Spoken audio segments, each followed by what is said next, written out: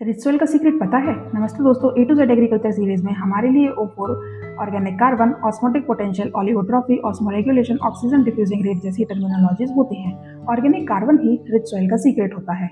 अब डिफरेंस समझ में नहीं आता है कि ऑर्गेनिक मैटर और ऑर्गेनिक कार्बन क्या अलग अलग होते हैं या सेम होते हैं। तो ऑर्गेनिक मैटर एक कंप्लीट ऑर्गेनिक मटेरियल होता है जिसमें carbon, hydrogen, oxygen, nitrogen, sulphur सभी होते हैं। जबकि ऑर्गेनिक कार्बन ऑर्गेनिक मैटर का सिर्फ कार्बन वाला पार्ट होता है।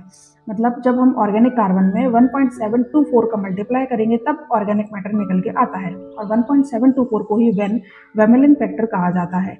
ऑर्गेनिक मैटर में 50 to 58% ऑर्गेनिक कार्बन होता है और 5 to 5.5% नाइट्रोजन होता है।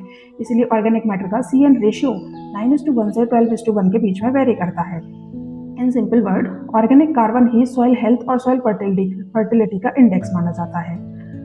इसको परसेंटेज में मेजर करते हैं और वॉल्कले एंड ब्लैक मेथड से एस्टिमेट किया जाता है। रेटिंग्स की बात करेंगे, अगर इसकी वैल्यू 0.5% से कम है तो soil is low in organic carbon, 0.5 से 0.75 इज कंसिडर्ड एज मीडियम, जबकि 0.75% से ज्यादा value high organic carbon soil मानी जाती है।